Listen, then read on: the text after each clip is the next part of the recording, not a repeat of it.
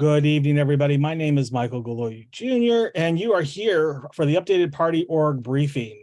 On behalf of the party, we do want to thank you for coming out tonight to hear about your party, hear what's going on. We do ask that you, if you're not at, we ask you put yourself on mute until the end of the briefing, and then when we get to the question and answer period, raise your hand, and only unmute yourself when you are speaking.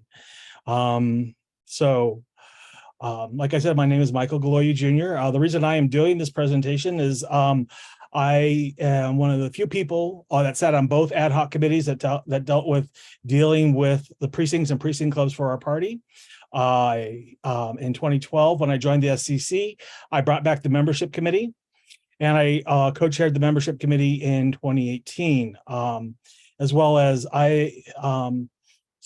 and then I also oversaw it was the main author that presented all the amendments that made the reorg possible. I did not do that by myself. Like I said, that was a culmination of two different ad hoc committees, surveys, lots of work, lots of discussions over the period, over my 11 years with 10 years on the SCC. So tonight, what we're going to be doing, we're going to be discussing this. This is a briefing. We're not going to be debating this issue tonight. This is informational briefing, so everybody knows exactly what's happening in your party, what happened at the 2022 state convention, how the party has been reorged. We're going to give everybody the basics, what the precinct is versus a precinct club, how the party uses precincts, why the reorg was done, what exactly was done in that reorg, what our party looks like now with our new organizational chart, and how we operate. And then we also will go over briefly the DPH standing committees. And if you want to establish precinct clubs for your county, how you can go about doing that. And then we'll do question and answer period. Okay, so first up, precinct versus precinct club. Precinct. It's a sub-district inside a house district with their size and number of voters being determined by the office elections, with every house district having no less than 4 precincts. Precinct club. It's a party term. The purpose and structure are the kuleana of each county's committee, with the boundaries being determined by the Office of Elections. Prior to the 2022 DPH State Convention, the purpose and structure was dictated by the DPH Constitution and bylaws. The party does use precincts. So those of you that said true about the question that the party does not, we actually do use precincts. So here's where we go. The party uses precincts at the state level to elect delegates to the state convention at our biennial meetings, with the number of delegates being determined how that precinct turned out the vote for the Democratic candidate for either president or governor in the preceding election, with every precinct being guaranteed at least 2 delegates. So for the 2024 state convention, we'll be using how your precinct turned out the vote for Governor Green and Lieutenant Governor Sylvia Luke. We also use the precincts to ensure that every precinct that has Democratic Party members that want to serve are represented on your district council. So those are the 2 main ways the party still uses precincts at the state level. Side note that prior to the 2022 DPH state conventions, precincts were the basic unit of the party structure. Now the House district is that basic unit for the party structure. Why was the reorg done? First off, the party has no control over the number of precincts in the district. Prior to the convention, prior to our redistricting from 2020 through 2022, precincts, there were house districts precincts could have anywhere from 9 voters to 8,000 plus voters. And now they go from 0 voters to over 10,000 voters in a precinct. The Office of Elections can consolidate or expand precincts on a whim. House districts, prior to this reorg of the party, there were house districts that had to reorg multiple times between elections. Either they expanded or contracted precincts within the House district. Almost all of our precinct clubs had vacancies for their officer positions, which equaled to anywhere between 300 to 400 over vacancies at any given time. And that meant that district chairs spent a lot of time out there trying to recruit new people to serve in those positions. DPH at the state level just did not, nor does it now have the capacity to train and provide assistance to those 1,200 plus possible precinct officers. District councils varied in sizes from 9 to 37, since House districts could have 2 to 9 precincts prior to the reorg. Now they have anywhere from 4 to 10 precincts.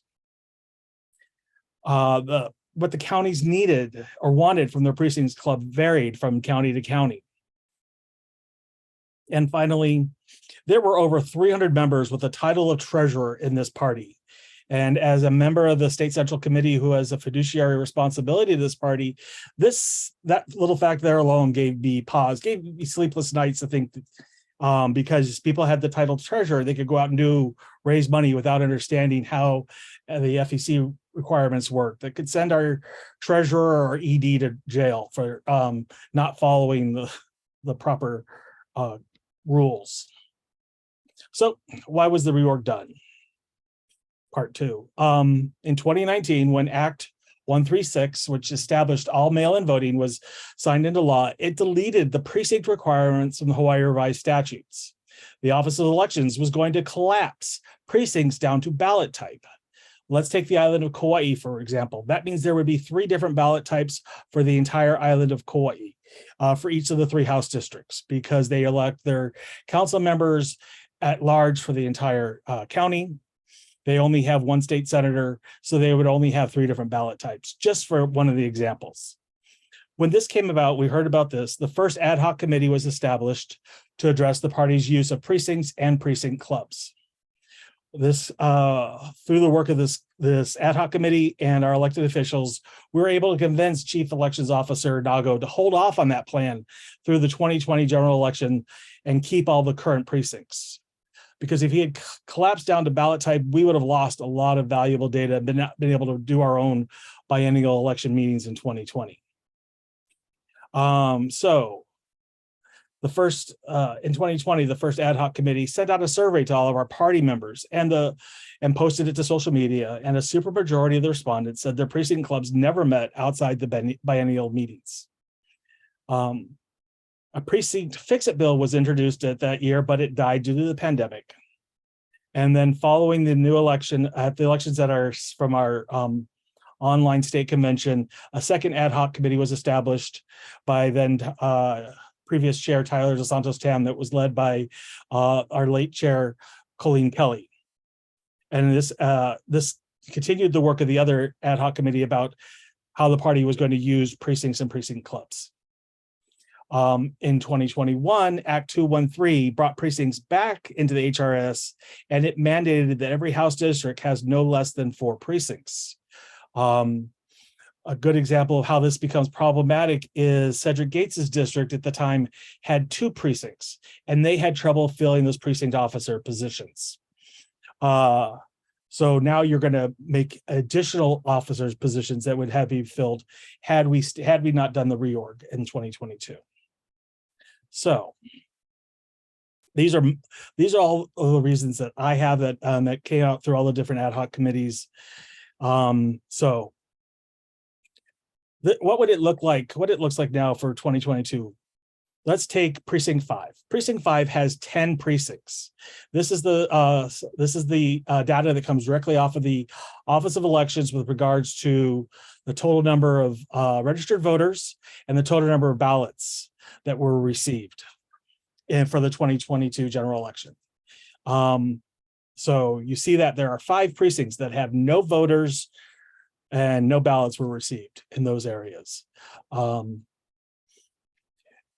Remember how I said about voting determines the number of delegates you have? So these are all the total votes that were received for Green and Sylvia Luke at the 2022 general election. So when you run it through the magic equation, this is what it equates for this House district and the different precincts. So everybody's always, they say it's a magical thing to make this, to find these delegates, but guess what? There it is. There it is to you in plain English how it's all done. So you take the total number of votes for that from that precinct. You divide it by the total number of votes that the candidates received. Then you multiply it by 1,000, and then you round it to the nearest whole number. And so in 2024, House District 5 will have, each of these precincts will have that many delegates. This hasn't been verified yet, but this is basically, since I did the delegate counts for 2018 and 2022 state conventions, my math is pretty right on when it comes to this. So, but once the convention committee set up, this is what you will have. I know there's a question, when I get towards the end of it, I'm going to put a link in here, and you will have this entire slide deck that you can download for your review later, for your references later. So here we go. So what exactly was done in the reorg? The precinct clubs became the responsibility of the counties. The precinct structure and purpose were to be decided by each county. We did some hand holding here. We did say that precinct clubs cannot have a treasurer, nor can they usurp the authority of the district councils as prescribed by the party's constitution and bylaws. But other than that, go to it, have fun. The power of the precinct council had at the state level was redistributed to the district councils, because the precinct clubs had a lot of power, electing delegates, making sure that there's certain things happen, staffing filling the district councils from the officers of the precinct club. So we had to, we couldn't just delete precinct clubs. We actually had to redistribute that power into the district councils. Precincts will still be used, as I just said, to elect delegates to the DPH state convention, again, based on how that precinct voted for the Democratic candidate, the top of the ballot. Precincts will be used to try to ensure neighborhood geographic diversity on the district council. And precincts are no longer the basic unit of the party. District councils are now the basic unit for the party. District council officers will be elected by every member of their respective house districts that show up at the biennial election meeting. District council voting members will be made up of the district council chairperson, district vice person, district secretary, district treasurer, and 11 directors. 2 additional vice chairpersons and 1 additional secretary can be elected if needed or wanted for that house district. District council treasurers are now their district council's representative on the state party's fundraising committee. And the SEC Senate reps were made non-voting ex officio members for the district council in the house district where they reside. So this is what that looks like. You see at the top of our org chart, this is on our party's org chart now. The top of it is our delegates of the state convention. They are the ones that have the power for our party. They're the ones that dictate how we do things, what we do. They're the ones that, that our delegates vote on our constitution, bylaws, platform, resolutions, and that's how we operate between conventions. Right below that is the State Central Committee, which is the governing body for the Democratic Party between conventions. The Exec Committee is on the side because they can act instead of the State Central Committee should something come up. But whatever they do has to be affirmed by the State Central Committee at the next regular or special meeting called by the chair. If you look over there to your left-hand side, the standing committees, these are the committees that are out there supposed to be doing the work of the party. We have our finance committee, platform, legislative rules, they're all there. Below that, you have the different county committees. And how you structure those are different by county. But underneath that, now you have the house districts. And this is now how, with the different ones after the redistricting, after what do you call that? What happened in 2020, which was the census. Sorry. So the census provided us. That's why Hawaii County now has 8 house districts because of the census. And as you see there in bright red, precinct clubs are there, but only if the county wants them. And then there's our executive director on the right-hand side. The executive director oversees the other DPH staff as well as headquarter volunteers while assisting the chair and the assisting with the chair between meetings. And so that's what the party, again, you'll have this all available to you at the end. So here, the standing committees, we just talked about those right there. There's these are all, the standing committees are all set up in our state constitution. They all have their different things that are set into our bylaws. I'm not going to go through each one of them again. They're all here. Again, we once you actually right now I'm going to put into the chat the slide deck where you can download it. You can download the slide deck so you can have all this information. And again, the recording of this will be made available either later today or tomorrow for this.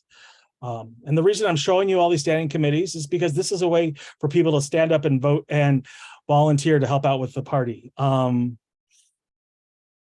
standing committees are made up of any member interested in being considered for a co-chair. We have some vacancies. I'll get to that slide next. You just have to email Dennis at the chair of our party, Dennis at HawaiiDemocrats.org. The voting members of the standing committees will be appointed by the party chair and working with the co-chairs to ensure the diversity and that all 4 counties are represented. That's required by our bylaws. Every committee is responsible for recruiting their own volunteers and in some cases raising their own money if there's something they want to do that costs money. Precinct 5 is on the Big Island. It's the lower section of the Hawaii County. District 5. District 5, House District 5, Precinct 5. There's several of them have precincts, so sorry about that. So I've heard this thing that, oh, everybody wants precinct clubs. Guess what? You can have them. So how do you want to, if you want to reestablish precinct clubs for your county, the first thing I suggest doing is finding other people in your county that also want to establish the precinct clubs. And then figure out what you all want the precinct clubs to do. What are their focus? What are their function going to be for your county? Then figure out their structure and duties for your precinct club. The previous precinct clubs used to have president, vice president, secretary, a treasurer, can't have that anymore, and a precinct district council person. I would recommend when you start figuring this out, is that you go with a more free-flowing structure instead of such a rigid structure. But again, that's up to you. This is the county's kuleana.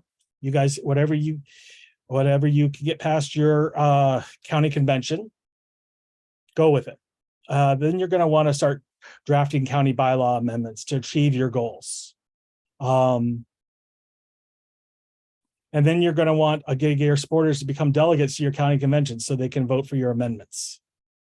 And then if you're not sure how to do number 4, I encourage you to reach out to your county chair and ask them for help.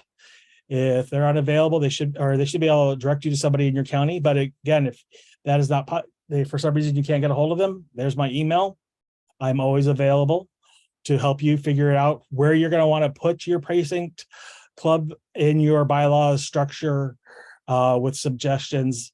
I will provide you with suggestions. I'm not going to tell you what the structure needs to be. That's going to be all in you, but I'm going to provide you any assistance that you may need. Because the precinct clubs have to fit the need of your community, your county, and to be able to serve you all better.